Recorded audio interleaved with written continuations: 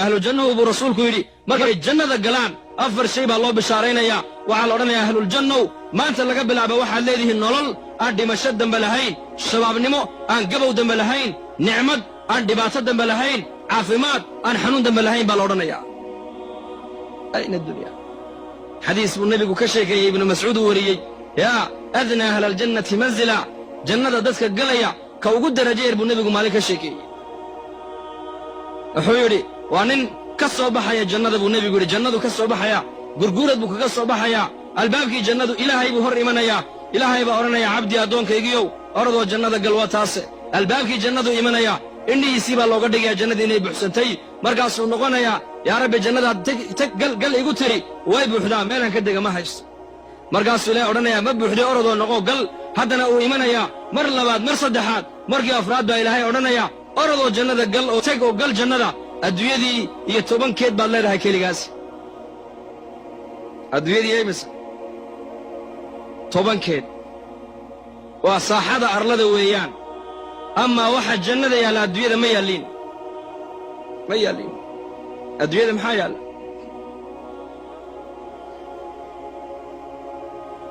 markaasuu odhanayaa ataskharu bii ilaahu ma igu dheeldheelaysaa aw tadxaku bii mise waad igu qoslaysaa adigaaba boqorkiye maskaxdiisay ka dhaadhacayn arrintaas adduunyadii iyo 10 baa lagu siiye soco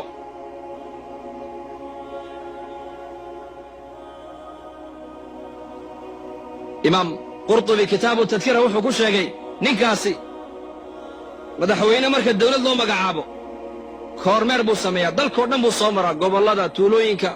distrigyada meel kastuu soo maraa wasaaradaha ninkaasi wuxuu yidhi halkanuu ka bilaabayaa jannadiisii halkanuu ka bilaabayaa ilaa dhinaca kale uu ku soo wareegayo meesha uu mar marana mar labaad isha ku qaban maaye safarkaa wuxuu ka qaadanayaa 1000 sannadood imise sano 1000 sannadood fayaatii wuxuu imanayaa albaabkii jannadu isa soo taagayaa xawralcayntiisii baa ka hor imanaysa tanduru ilayhi wayanduru ilayha buuhi ibnu cabbaas way eegi eegmadoo keliya ayaa qaadanaysa buuhi 40 sannadood imse sanaad dalka joogtaan annadra fad tucaaniquhu wa yucaaniquhaa wuu ku boodayaa way ku soo boodaysaa way isku dhegayaan waalmucaanaqatu qadra 40 sana buuhi cabdullahi ibnu cabbaas mucaanaqadoo keliya waxay saysanayaan 40 sannadood oo kale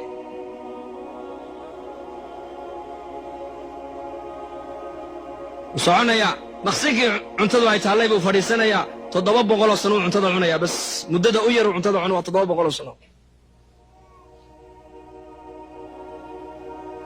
ayna addunya maxay tahay adduunyadu howralcaynta waan ka sheekayn lahayna kolley haweenkuna waa nala fadhiyaan bayaanka waa nala dhegaysanaya muxaadarada xaqoogana waan sheegaynaa cajiib nicmaddaasaa ilaahay dadka mu'miniinta u diyaariyey